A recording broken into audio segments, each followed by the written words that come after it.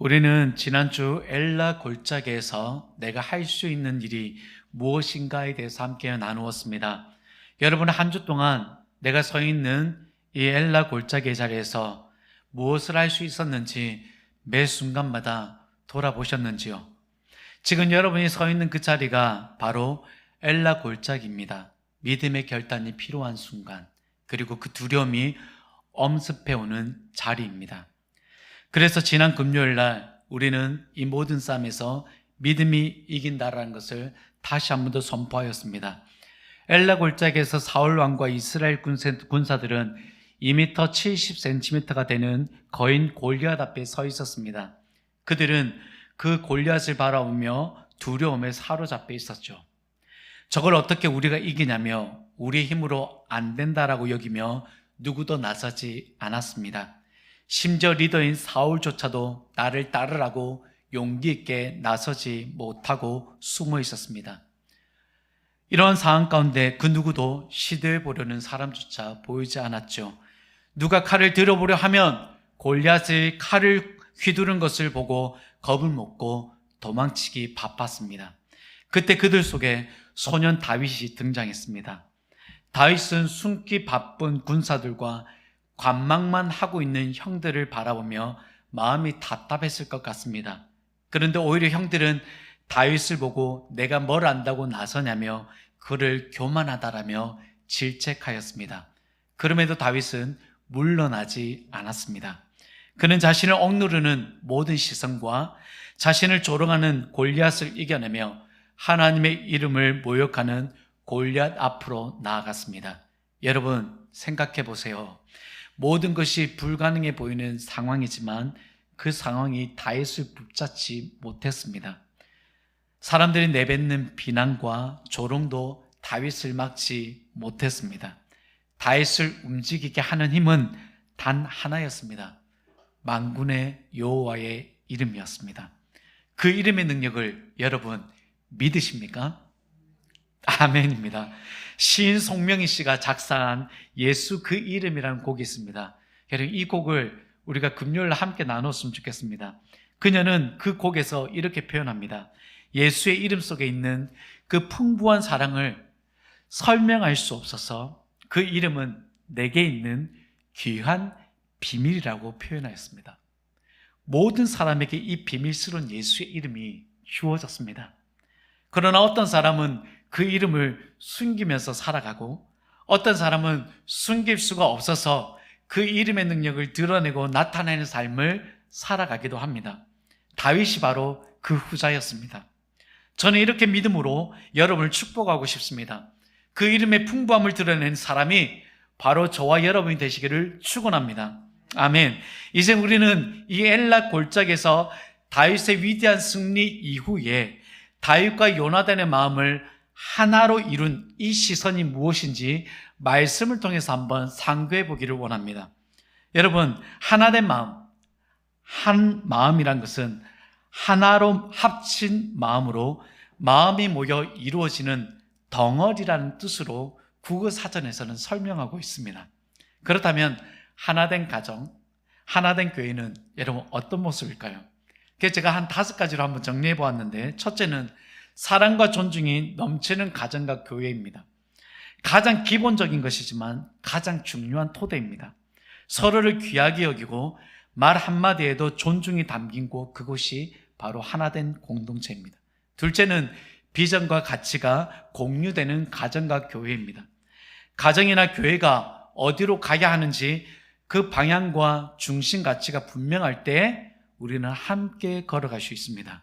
셋째로는 열린 소통과 공감이 이루어지는 가정과 교회입니다.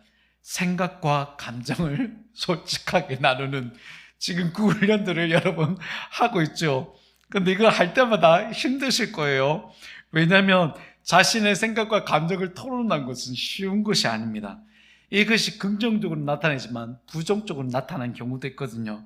그러므로 서로의 이야기를 경청할 때 우리는 비로소 진정한 공감이 시작되는 것입니다. 그럴 때 기쁨과 슬픔이 함께 흘러가게 되는 것입니다. 넷째는 섬김과 나눔이 있는 가정과 교회입니다. 서로의 필요를 먼저 헤아려지고 기꺼이 손을 내밀 때 우리는 진정한 연합이 이루어집니다. 하지만 필요한데 그 상대가 필요로 느끼지 못한다면 연합은 이루어지지 않습니다. 다섯째는 영적인 성장과 성숙이 이루어지는 가정과 교회입니다. 서로를 위해 기도하고 말씀 안에서 격려하고 여러분 훈련을 통해서 양육을 받고 예배를 사모할 때 여러분 그 공동체는 더욱더 단단해질 수밖에 없습니다. 여러분 이런 공동체 모습을 모든 사람들이 꿈꾸고 있습니다. 하지만 교회 안에 이루어지지 않는 것을 보면 안타까운 마음이 있습니다. 여러분 이런 가정과 교회라면 얼마나 아름답겠습니까? 내가 속한 가정이 그렇고 내가 속한 교회가 그렇다면 여러분 정말 행복할 거예요. 여러분 오늘 여러분이 속한 가정과 여러분이 속한 이 교회 안에 하나님의 이 놀라운 하나됨을 꿈꾸고 이루며 나가는 여러분 되시기를 축복합니다. 자, 그렇다면 오늘 그 꿈을 이루기 위해 다시 우리는 엘라 골짜기의 현장으로 되돌아가야 합니다. 자, 하나님의 마음을 이루는 시선 첫 번째로 우리가 이 다윗의 시선을 살펴보게 될 것입니다. 다윗은 아버지의 심부름으로 지금 전쟁터에 나왔습니다. 형들에게 먹을 것을 전하고 안부를 묻으러 나왔을 뿐인데 그곳에서 블레셋의 거인 골리앗이 하나님의 군대를 모욕하는 말을 듣게 됩니다. 다윗은 그 말을 듣고 참을 수 없었습니다. 할례받지 못한 저자가 어찌 감히 하나님의 군대를 모욕하느냐며 그의 마음속에는 여러분 의로운 분노가 치솟아 올랐습니다. 다윗은 타오르는 분노와 함께 내가 저 골리앗과 싸우겠다라며 소리를 내기 시작했습니다. 이 소리를 들은 한 사람이 사울에게 보고를 하게 됩니다. 사무엘상 17장 31절에 어떤 사람이 다윗이 한 말을 듣고 그것을 사울에게 전하였으므로 여러분 사울이 궁금해졌을 거예요. 지금 이 상황 속에서 골리앗과 싸우겠다고 한 사람이 도대체 누구란 말인가? 그래서 사울은 곧장 다윗을 불러드립니다. 왕 앞에 선 다윗은 전혀 기죽지 않은 모습으로 이렇게 말씀합니다. 여러분 함께 읽겠습니다. 다윗이 사울에게 말하되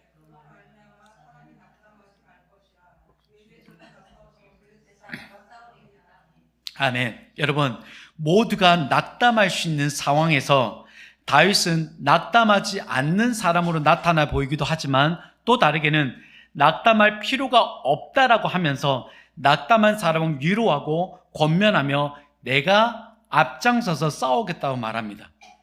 모두가 싸우기 싫어하는 상황에서 혼자 싸우겠다라고 하는 다윗, 모두가 하기 싫다라고 하는 상황에서 내가 하겠다라는 다윗, 두려움에 떨고 있던 사람이나 나서고 싶지 않은 사람에게는 다윗의 이 소리는 반가운 소리가 아닐 수 없습니다. 여러분 다윗의 이 용기 있는 행동은 어디에서 오는 것일까요? 다윗은 이 전장터에서만 갑자기 용기 있게 나선 것은 여러분 아니었어요. 그가 이전부터 양떼를 지킬 때도 그랬습니다. 다윗은 자신 양을 지킬 때 사자나 곰이 와서 양떼 중에 새끼를 물어갔다라고 하였습니다. 여러분 다윗과 같은 상황에 저와 여러분이 놓여져 있다라고 한다면 사자와 곰을 보고 기겁하지 않았을까요? 물어가는 것을 보았다고 한다면 오히려 더 가만히 지켜보고 있거나 어떤 행동도 하지 않았을 거예요. 왜냐하면 내가 곰이나 사자에게 물어뜯길 수도 있고 양새끼 할 말이 잃는 것이 더 나은 선택이기 때문에 우리는 가만히 있을 수 있습니다. 그리고 내가 잘못 덤볐다가 양을 지키는 목자로서 내가 크게 다치게 되어 양떼 전체가 위험에 빠질 수도 있습니다. 그런데도 다윗은 사나운 짐승들이 움켜간 것을 되찾아오려고 그 짐승들을 따라갔습니다.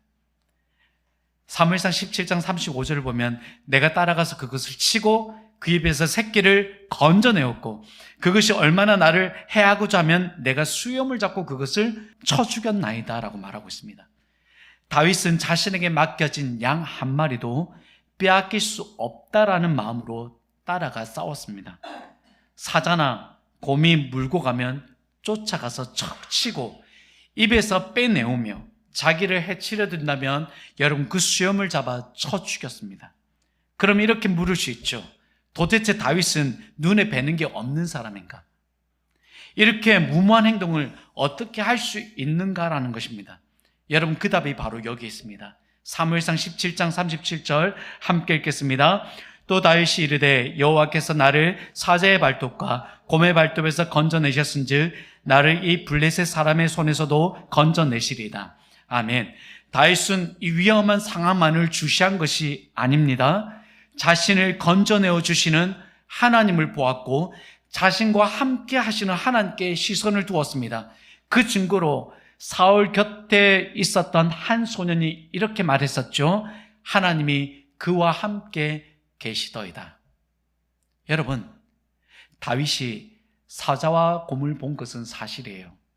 그런데 그의 시선은 자신의 생명과 자신이 돌보는 양을 위협하는 짐승에게만 머물고 있지 않았어요. 만약 그의 시선이 그 사나운 짐승에게만 쏠려 있었다고 한다면 다윗은 숨어야 했고 도망쳐야 했고 벌벌 떨어야만 했을 거예요. 하지만 다윗은 달랐습니다. 그의 시선은 자신을 어떤 위험한 가운데서도 건져내어 주실 하나님께 고정이 되어 있습니다. 하나님께서 나를 건져내어 주실 것이다. 혹시 어떤 분은 이렇게 말할지도 모르겠어요. 그래도 다윗이 항상 그랬던 것은 아니잖아요. 사울에게 때 쫓길 때 왜 다윗은 도망만 다녔습니까? 라고 질문할 수 있습니다. 여러분, 좋은 질문이에요. 하지만 그때는 다른 경우입니다. 다윗은 사울이 하나님께 세우신 왕이라는 사실을 인정했기 때문에 사울과 맞서 싸우지 않았던 거예요. 다윗은 언제나 하나님께서 하신 일을 구분할 줄 아는 사람이었습니다. 여러분, 다윗이 하나님께 시선이 고정이 되었을 때 어떤 상황에서도 다윗의 기백은 눌리지 않았습니다. 내가 하나님께 시선이 고정되어 있을 때 여러분, 내가 잃은 것이 무엇이고 되찾아 하는 것이 무엇인지 알게 된다는 것을 우리는 다윗의 목동 시절을 우리가 묵상하면서 알게 되는 거예요. 여러분, 지금까지 살아가면서 잃은 것이 얼마나 많이 있습니까? 때로는 되찾으려고 여러분 노력한 적은 있습니까? 하나님께서 나에게 선한 형성을 이미 우리 가운데 허락해 주셨는데 우리는 이 세상 속에서 삶을 살아가면서 그 선한 형성을 손상되어 있을 때가 있습니다. 여러분이 의사소통 훈련을 받을 때마다 여러분의 그 손상된 하나님의 형상을 발견하시지 않았습니까? 그래, 여러분, 그것을 우리는 되찾아야 돼요. 사단이 그것을 우리에게 너무나 많이 빼앗아 갔어요. 왜냐하면 우리가 속한 가정들이 온전하지 않기 때문에 하나님의 형상을 훼손하는 거예요. 사회도 그렇고 우리가 살아가는 사람들도 그렇습니다. 완전하지 않기 때문에 우리의 모든 선한 하나님의 형상을 훼손케 하는 거예요. 여러분, 그렇다면 하나님은 이것을 우리가 잃은 것을 발견하게 하세요. 그것을 되찾아야 되겠다는 의로운 분노심이 생기게 된다는 거예요. 여러분, 그런데 이것을 되찾아올 때 편하지는 않아요. 다윗도 여러분 그것을 되찾아올 때 고통과 위험이 수반되었어요. 자신의 생명에 위협을 느낄 수 있는 상황도 여러분 직면할 수밖에 없었습니다. 여러분, 근데 그 상황 속에서 다윗은 낙담하지 않았어요. 그리고 그는 낙담할 필요가 없다라고 얘기합니다. 왜냐하면 그 잃은 것을 되찾게 하실 뿐 아니라 자신을 해치지 않도록 하나님께서 자신을 지켜줄 거라는 믿음의 확고함이 있었기 때문입니다. 여러분, 그런데 반대로 우리의 시선이 하나님께 고정되지 않는다면 어떤 일이 벌어질까요? 골리앗의 그 모욕적인 소리 앞에서 백성들은 낙담했습니다. 그리고 그들 스스로도 자신과 함께 싸우고자 했던 그 군사들에게 똑같은 낙담하는 말들로 그들에게 계속해서 전했습니다. 그러니 그들과 함께 모여있던 많은 싸우고자 했던 그 용기 있는 군사들은 모두 낙심케 하는 말들이 쏟아져 나오기 시작했던 것이죠. 이게 현실이지. 우리가 할 수 있는 것도 없고 나도 할 수 있는 게 없어. 그냥 우리가 이대로 머물고 있는 것도 괜찮다라고 할 수 있습니다. 굉장히 합리적인 말인 것 같지만 그 말들은 우리가 앞장서야 하고 나서야 하는 그 전장터에 멈추게 한다는 것입니다. 그리고 우리가 더 풍성한 것을 누리지 못하게 한다는 것이죠. 여러분, 민수기 32장에 보면 이런 장면이 나옵니다. 이스라엘 백성들이 가나안 정복에 들어가기 전에 모압 광야에서 시온 왕과 옥 왕을 하나님께서 이스라엘 백성들을 통해서 물리치게 하시고 승승장구하게 하십니다. 여러분, 사기가 충천에 있을 때 뜻밖의 일이 벌어집니다.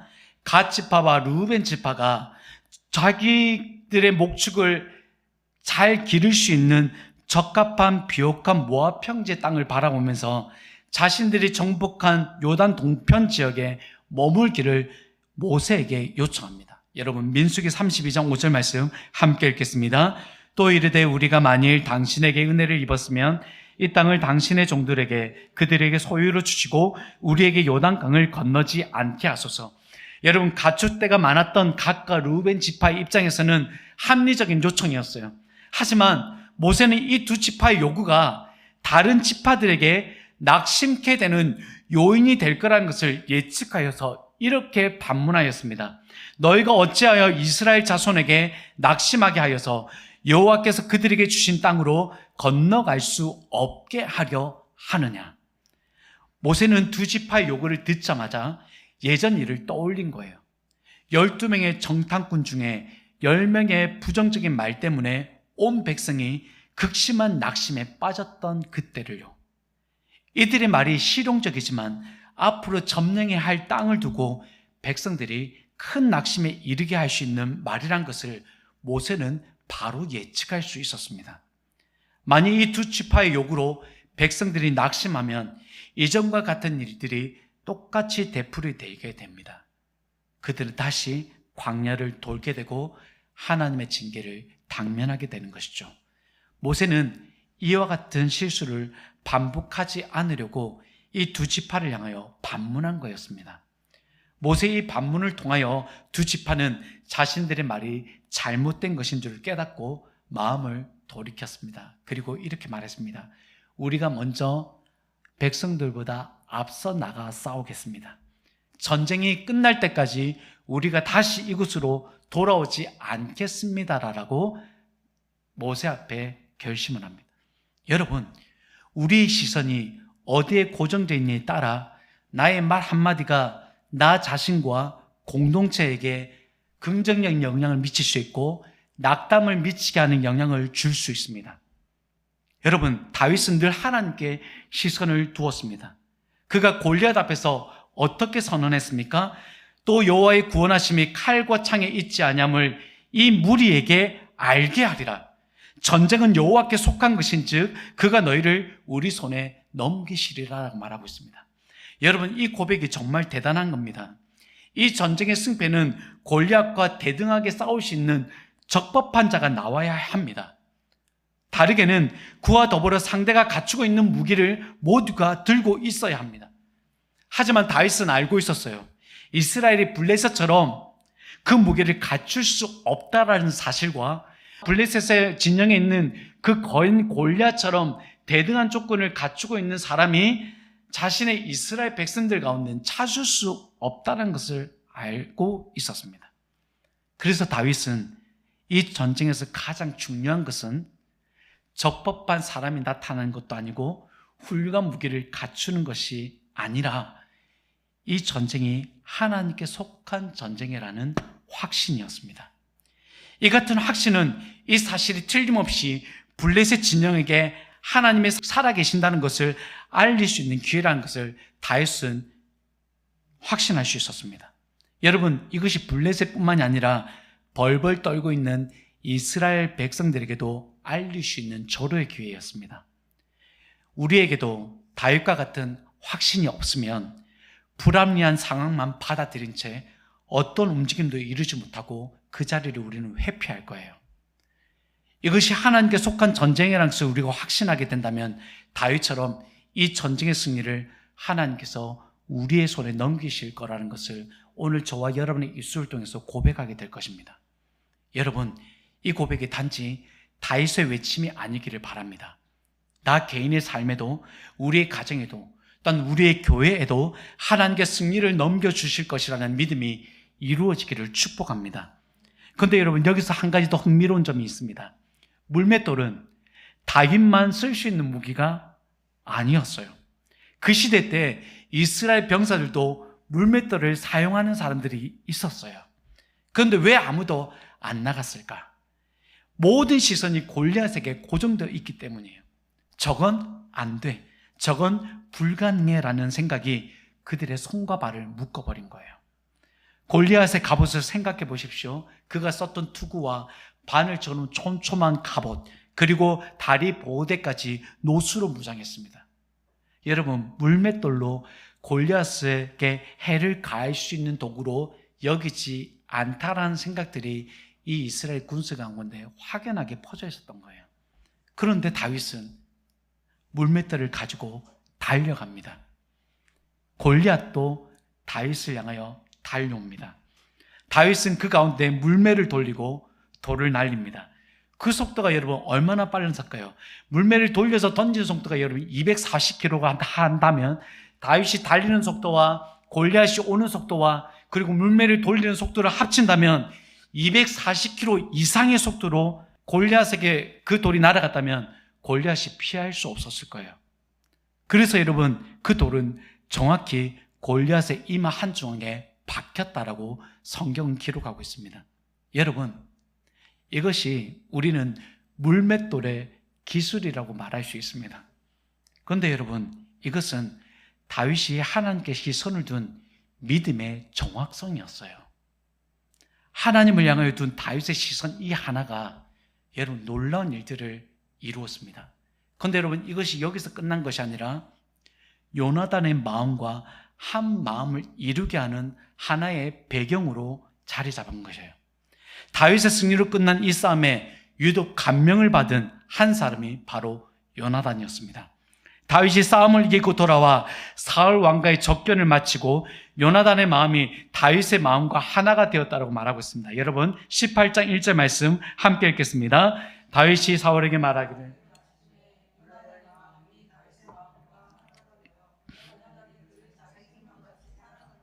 아멘.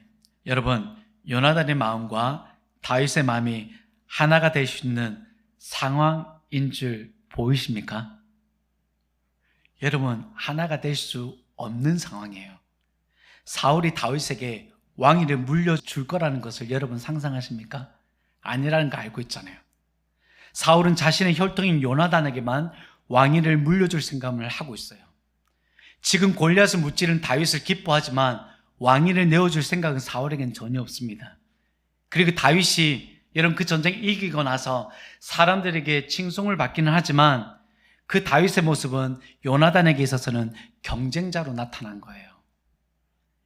여러분, 이거 사실은 한 마음을 이룰 수 없는 상황입니다. 그런데 어떻게 요나단이 다윗의 마음과 하나가 될 수 있었을까? 여러분, 마음이라는 것은 우리의 사고와 의식, 그리고 감정, 양심, 그리고 인격 전체를 아우르는 곳이 마음이에요. 그래서 나의 생각과 행동과 말의 발원지가 마음이라고 할 수 있습니다. 그래서 예수님께서는 마음에서 무엇이 나온다고 얘기하고 있습니까? 악한 생각과 살인과 간음과 음란과 도둑질과 거짓 증언과 비방이 나온다고 말씀하셨습니다. 마음에서 이루어지는 생각과 행동, 말이라고 한다면 다윗의 마음이 무엇으로 가득 차 있는지 상상이 가시죠? 그런데 요나단의 마음도 이와 같다라는 거예요. 이 둘이 한 마음을 이룬 것은 바로 하나님에 대한 시선이었어요. 요나단의 마음이 아버지 사울의 마음과 하나였다고 한다면 여러분 어떤 일이 벌어졌을까요? 요나단이 다윗을 자기 생명같이 사랑하는 일은 결코 일어날 수 없습니다. 그리고 사울이 다윗을 해치려고 하였던 것처럼 요나단 역시도 다윗을 해치려고 했던 한 인물로 성경은 기록되어졌을 것입니다. 요나단의 마음과 다윗의 마음이 한 마음이 이루어졌을 때 여러분 어떤 일이 일어납니까? 요나단의 사랑이 혈통이나 권력의 계산으로 설명되지 않는 행위로 나타났습니다. 요나단은 하나님을 향한 다윗의 고백과 용맹함을 보며 흥분했고 그와 더불어 언약까지 맺었습니다. 요나단은 다윗을 자기 생명같이 사랑하여 더불어 언약을 맺었으며 여러분 사랑한다 해서 언약을 맺지 않습니다. 물론 결혼할 때는 결혼 서약이란 걸 하죠. 여러분, 근데 우리가 공동체 안에서 우리 옆에 있는 지체들을 바라보시면서 언약을 맺습니까? 언약을 맺지 않기 때문에 뒤통수를 치고 마음을 아프게 하고 마음을 상하게 하는 것이에요. 그런데 여러분, 지금 요나단은 자기 생명같이 사랑하여서 지금 다윗과 언약을 맺었습니다. 다윗과 하나된 마음을 이룬 요나단은 지금 자신의 신분을 뛰어넘어서 다윗을 향하여 무조건적인 지지자가 되고 있습니다. 바뀌었죠. 그래서 요나단은 왕위가 자신에게 이어지지 않을 거라는 것을 인정하면서 그 사실을 받아들인 사람이었어요. 요나단이 3절에서 다윗과 맺은 언약의 내용을 기록하고 있지는 않습니다. 하지만 사울의 질투로 다윗이 위협을 받을 때에 요나단과 다윗이 숲속에서 나눈 대화 속에서 담겨 있습니다. 여러분, 사무엘상 20장 23절 함께 읽겠습니다. 너와 내가 말한 일에 대하여는 여호와께서 너와 나 사이에 영원토록 계시느니라. 여러분, 이 언약은 다윗과 요나단이 서로 나눈 대화 속에서 하나님이 영원히 계신다는 것을 여러분 약속한 것이고, 그리고 서로 나누었던 약속들을 서로가 지킬 것을 여러분 맹세한 것과 같습니다. 요나단의 정포적인 지지는 언약 맺음과 동시에 자신이 입고 있던 겉옷과 군복과 칼과 활과 띠를 건네줍니다. 여러분, 말씀에서 확인하는 것처럼 요나단의 이 행위가 어떻게 보이십니까? 저는 요나단이 몇 벌 가지고 있는 것을 나눠주는 것처럼 보이지 않았어요. 그는 아버지를 왕으로 둔 왕자로서 자신의 권위를 벗어서 다윗에게 이양하고 있는 것처럼 보입니다. 여러분, 이걸 어떻게 이해할 수 있습니까? 저는 요나단의 행동에서 겸손과 신뢰와 순종을 바라보고 있습니다. 그는 자신에게 주어진 모든 것을 내려놓았습니다. 하나님이 다윗을 왕으로 세우신 일에 요나단은 동참하였습니다. 다윗이 위험에 처해 있을 때는 마지막까지 그를 지켜주었던 사람이 또한 요나단이었습니다. 요나단이 자신의 지위까지 내려놓을 수 있었던 그 강력한 이유는 하나님을 바라보았던 그 다윗의 시선이 그 마음과 하나로 이루었기 때문에 가능한 일이었습니다. 우리가 하나님의 시선으로 하나 되어난 이유는 예수님께서 제자들이 하나됨을 위해서 기도하셨기 때문이에요. 우리가 하나 되지 못하면 세상은 하나님이 보내신 사랑을 제대로 알 수 없습니다. 요한복음 17장 22절과 23절 말씀을 서로 교독하여 읽도록 하겠습니다. 제가 먼저 읽겠습니다. 내게 주신 영광을 내가 그들에게 주었사오니 이는 우리가 하나 된 것 같이 그들도 하나가 되게 하려 함이니이다. 곧 내가 그들 안에 있고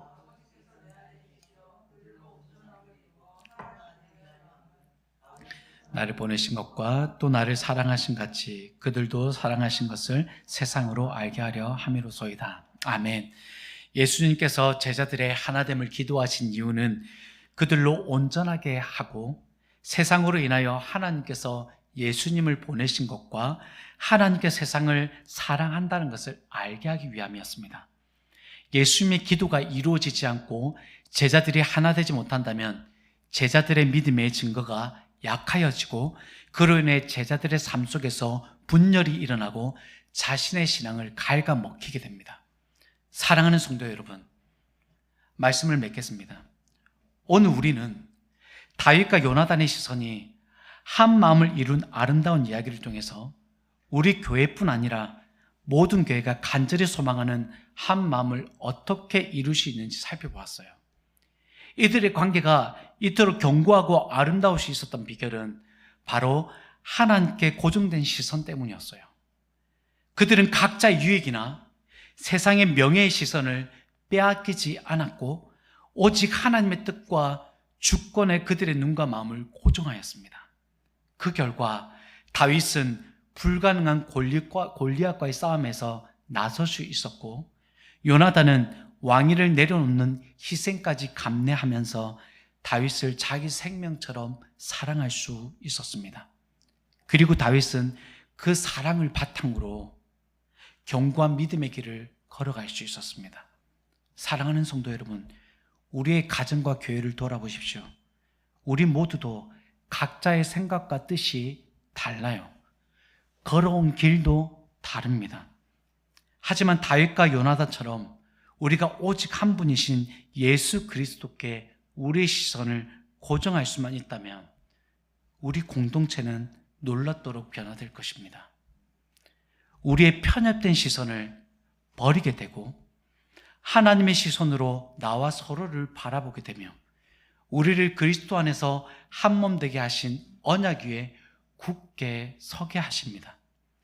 그때 우리는 교회가 세상이 줄 수 없는 참된 연합과 사랑을 경험하게 될 것입니다. 여러분, 이 말씀이 우리 모든 성도들과 또한 우리 공동체 안에 깊이 새겨지기를 원합니다. 주님 보시기에 참 아름답고 세상의 빛과 소금이 되는 이 시대에 다윗과 요나단 같은 하나의 시선으로 한 몸을 이루는 교회를 이루어가는 저와 여러분이 되시기를 주님의 이름으로 축원합니다.